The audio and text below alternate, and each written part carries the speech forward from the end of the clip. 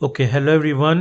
Last video में हम लोगों ने कवर किया था इवोल्यूशन ऑफ सेल्यूलर नेटवर्क। ठीक है, अभी हम लोग कवर करेंगे overview of layer one functionality को। तो लेयर वन फंक्शनैलिटी होता क्या है, देखो आखिर ये लेयर किस लेयर का बात हो रहा है, ठीक है ना। तो ये हो रहा है ओएसआई मॉडल का लेयर का बात, ठीक है।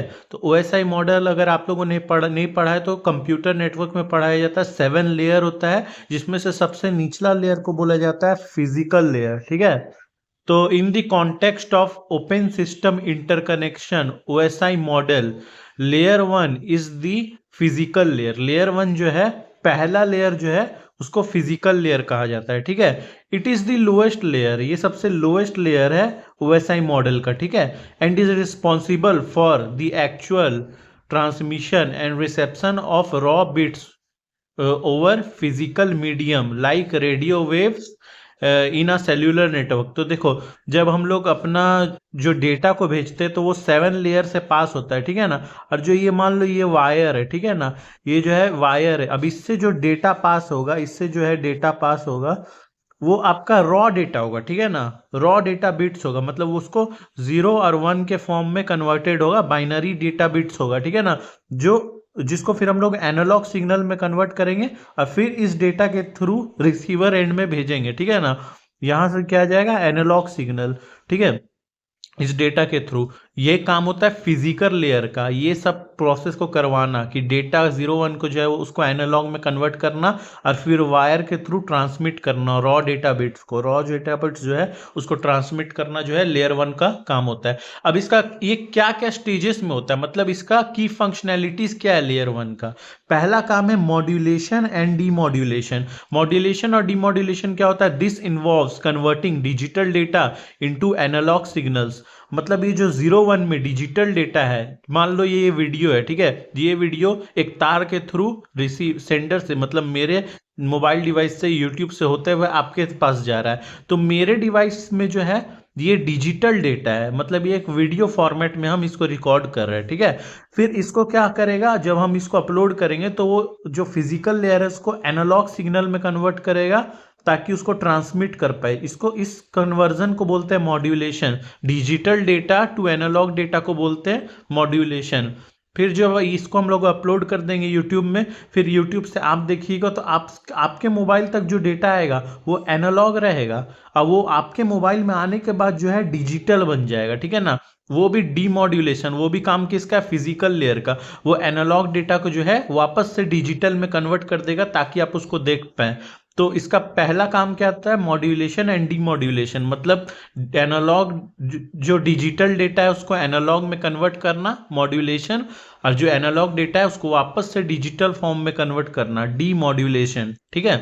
दूसरा काम क्या होता है लेयर वन का, बिट सिंक्रोनाइजेशन। बिट सिंक्रोनाइजेशन क्या होता है, बिट सिंक्रोनाइजेशन मतलब होता है कि देखो, ensuring the sender and receiver are synchronized at bit level to interpret the incoming data streams correctly।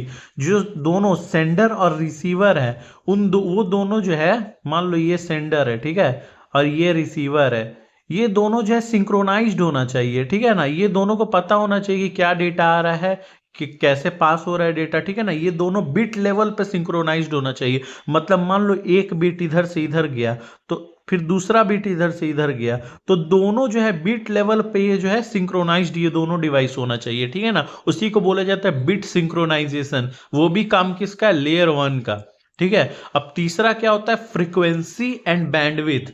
ये क्या होता है, managing the specific radio frequency and total bandwidth allocated for communication. जो टोटल बैंडविड्थ है, जो टोटल फ्रीक्वेंसी रेडियो फ्रीक्वेंसीज को मिला हुआ है, और जो टोटल बैंडविड्थ है उसको बांटना या उसको मैनेज करना भी किसका काम है, लेयर वन का, ठीक है ना। टोटल फ्रीक्वेंसी और बैंडविड्थ जो है उसको भी मैनेज करना लेयर वन का काम होता है, ठीक है। फिर फिजिकल हार्डवेयर एंड इंटरफेस।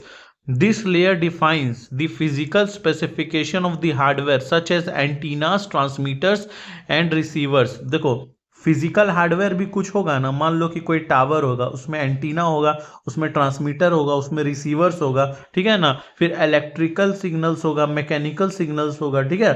जो कि कनेक्शन के लिए जरूरी होता है, ठीक है ना। तो इन सब को जो फिजिकल हार्डवेयर है पूरा और इंटरफेस, इसको भी संभालना किसका काम है? लेयर वन का, ठीक है ना। लेयर वन का फिर काम है फिजिकल हार्डवेयर और इंटरफेस को भी संभालना, ठीक है। फिर आखिरी क्या है? Forward error correction.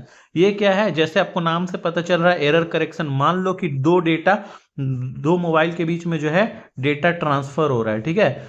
Data transfer हो रहा है, अचानक से एक एरर आ गया, ठीक है ना, बीच में। तो वो किसका काम होगा? फॉरवर्ड एरर करेक्शन, FEC का काम होगा इस एरर को संभालना, ठीक है ना। Implementing techniques to detect and correct errors that occur during the physical transmission of data due to interference और सिग्नल डिग्रेडेशन।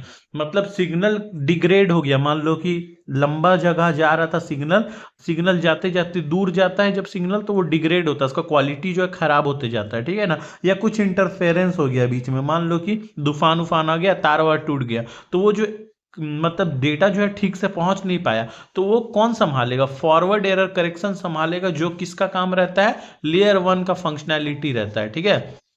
तो जो आपके 5 लेयर वन के फंक्शनैलिटी वो क्या क्या है? पहला है मॉड्यूलेशन एंड डीमॉड्यूलेशन, दूसरा है आपका बिट सिंक्रोनाइजेशन, तीसरा है फ्रीक्वेंसी एंड बैंडविड्थ, चौथा है फिजिकल हार्डवेयर एंड इंटरफेस, पांचवा है फॉरवर्ड एरर करेक्शन। इन 5 चीजों को जो है फिजिकल लेयर संभालता है। आई होप आपको समझ में आया होगा। इस वीडियो को लाइक करें और हमारे प्लेलिस्ट में बने रहे पूरे वायरलेस नेटवर्क को जानने के लिए।